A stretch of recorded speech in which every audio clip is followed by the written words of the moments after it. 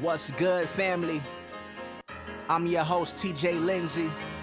I want to welcome y'all to the Mid-Range Game Podcast, where we give you the game from the mid-range. You know what they say.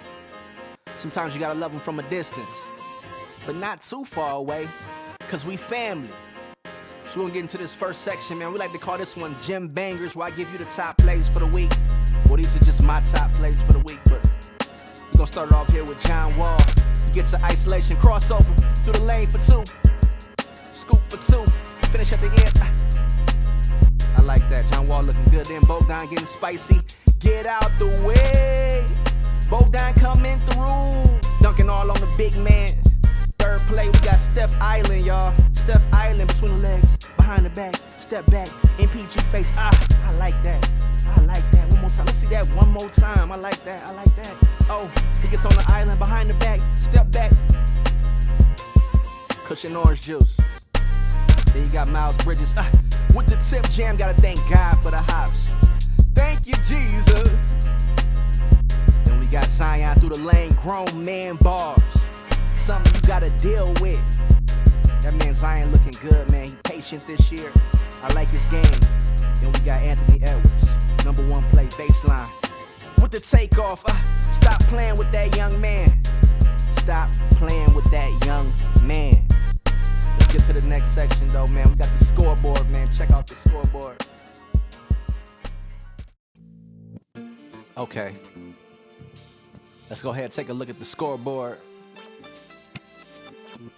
We're going to start with the NFL playoffs. We got the Bills over the Colts. 27-24, they advance. Rams beat the Seahawks on the road. 30-20, they going to the next round. Got the Buccaneers taking care of business against the Washington football team, as they should. Y'all know I'm a Giants fan, so I don't too much appreciate them being in the playoffs in the first place. But anyway, we're going to get to the NBA scores now, so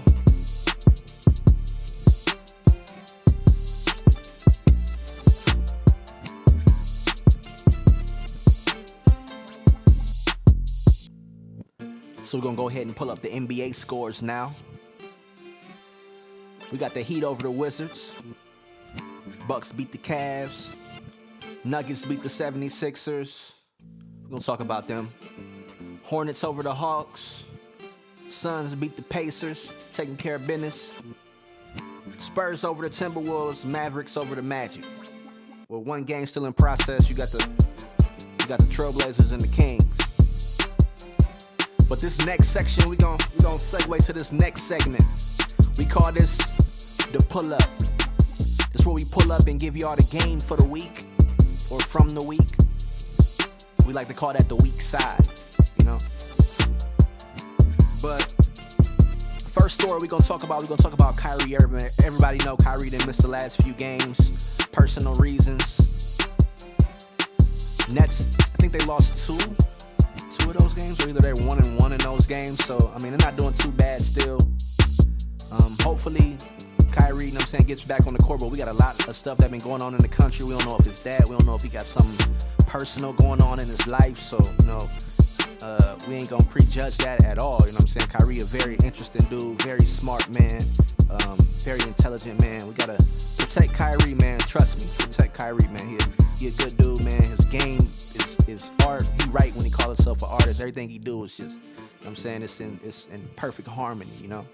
But I feel like the biggest weak spot on the Nets is gonna be that bench, man.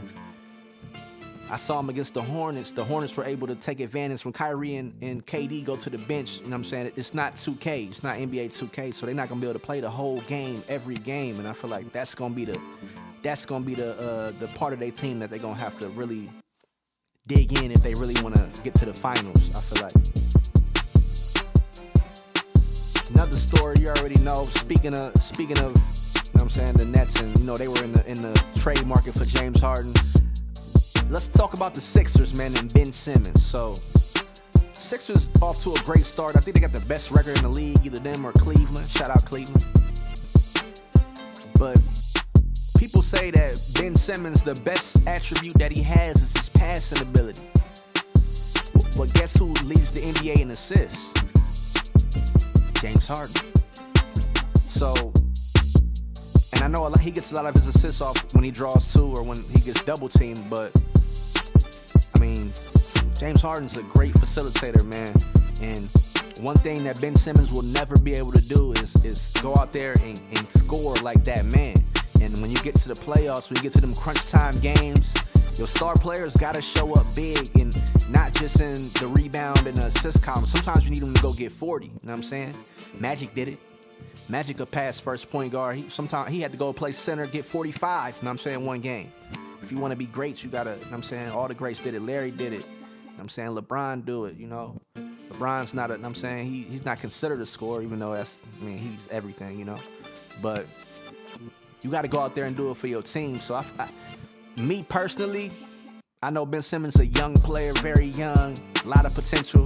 I love his defensive ability. He's a great defender, but if he gonna be my second best player, I'm gonna need you to go get 40 if we need it. So that's my take on that. Another subject that we're gonna talk about today, you already know, my Ohio State Buckeyes in the national championship on Monday. They're gonna play Bama.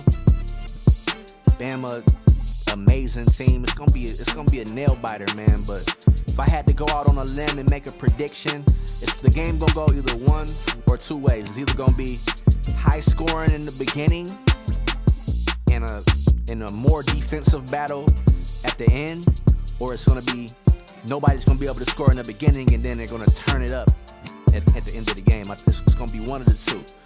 But if I had to make a bold prediction just out of nowhere, I would take my Buckeyes 42.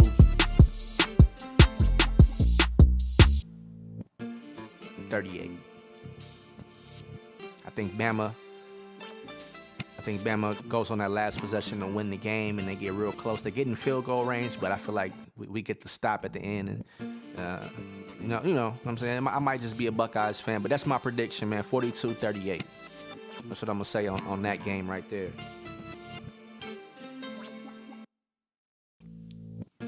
Okay, we're gonna go ahead and segue to the next section. This is our Spotlight, brought to you by So Serious Productions. What y'all think we're gonna talk about today? I'm pretty sure I ain't even gotta tell y'all what we're gonna talk about today. The biggest news in the country. It's been everywhere, all over social media, all over TV. Trump supporters got into the White House, putting their feet all on Nancy Pelosi's desk, drinking the Secretary of Defense Mountain Dews out the refrigerator, eating Funyuns, dropping crumbs all on the Oval Office carpet, leaving mud prints on the furniture like Charlie Murphy and Rick James. I seen one dude, he grabbed a bowl, warmed up some noodles. I'm just playing. But it was a crazy sight to see. Everybody was, to my surprise, was surprised by that. And I mean, what did we learn? What do we know now that we didn't know? I mean, we've been living in two Americas. If you look at the Moynihan report, we live in two Americas. That's just a government report where he talked about how black people's biggest issue is white racism, and that we live in two different Americas. And I think it was on full display, but we didn't learn anything that we didn't already know. I mean, what did y'all expect, for real? I seen we always want to compare things to other like situations, like when we marching and things like that. I want to share this quote with y'all because I just recently made a vision board. Shout out to my girl Nye, because she helped me out. You already know. But this is a quote from the great Amos Wilson. Man resembles God because he creates like God creates. He first creates in fantasy. He creates first through imagination. through images and through manipulation of symbols. Then the symbols become reality. Why is it today that the black man is not master of the world? Too many dare not think of ourselves as masters of the world. And I'ma leave it right there. So it's a little bit more, but I'm just gonna leave it right there. So why haven't we marched on the Capitol and ran into any buildings? Simply, we ain't got time. We don't have time. We worried about Democrats, Republicans, and all these isms, and we don't got time. The Trump supporters got time. They can run in the White House. You know what I'm saying? They cool. They people ain't out here, you know what I'm saying, getting murdered in the streets on a daily basis, doing life in prison and doing too long of sentences and then caught 3 strikes and, you know what I'm saying, starving in these streets. Now, not saying that there's not people like that, because most Trump supporters are in fact poor, but simply put it, their situation is seen by them as being better than ours, and when you look at the country, then you know that. That's just facts. But we ain't got time. That's why we wasn't there. That's why we don't do that type of stuff. We gotta take care of business. It's about business. So what did we learn from that? Really not a lot. We know what this country's about. It's been like that for years and years and years, and we got to get ourselves together, man. I had a friend that sent me this video recently where he had this guy who was on there. He was talking about how black people talk about coming together, but we won't even go and cut our grandma lawn. We won't go cut our grandma grass. And I was telling him how it's a little bit more complicated than that. One thing is, see, us as black people as a whole, you gotta realize no other people on this earth is expected for everybody to do well. So if there's one black person that's committed a murder or did something crazy, he is the representative of everybody at that point. It's like we are expected to be like the lesser of our community. When we have progressive black people everywhere, starting businesses every day. I got a homegirl in the restaurant business. I got people doing the hair business. I got people doing, you know, the clothing lines and music and I mean we're being progressive. It's not that. It's just, like I said, black people are expected for every single black person in this country. If one of them does something wrong, then it represents everybody. And I mean, the truth of the matter is, everybody can't go. There's never gonna be a point where all black people come together, where everybody come together, and you probably don't want that.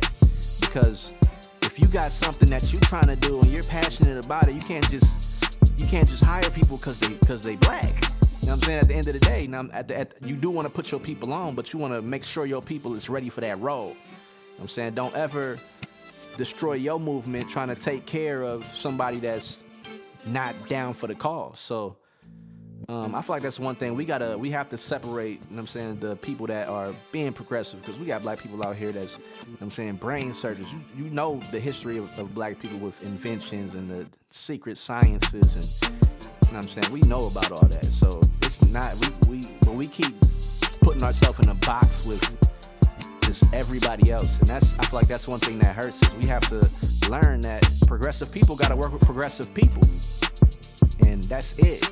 And if there's people that don't want to help the cause, ain't for the culture, I'm not saying we, you know what I'm saying, just simply ostracize them, but we just don't expect as much out of them. But we know that what we doing in the long run will hopefully benefit people that maybe had to go through your situation or had to, you know what I'm saying, come up like you come up, you know what I'm saying, and didn't learn from it, you know what I'm saying. But us doing better is gonna help you, just like you doing good in your life is gonna benefit your children.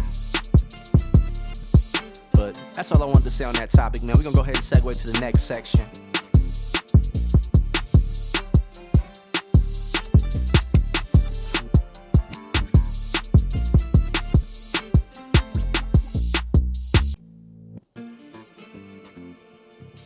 But yeah, y'all, we're gonna go ahead and wrap it up here. This is the last section of the show. This is the mid-range game for the day. And it's just learn to love to learn. And be specific. You don't have to know everything about geometry to draw a square. You don't have to know everything about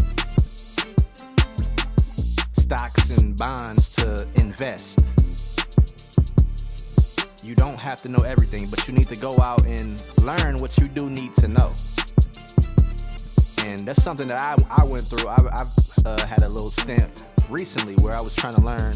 Well, right now I'm doing computer science, so I've been trying to learn everything about computer science, and it's impossible. It's simply impossible.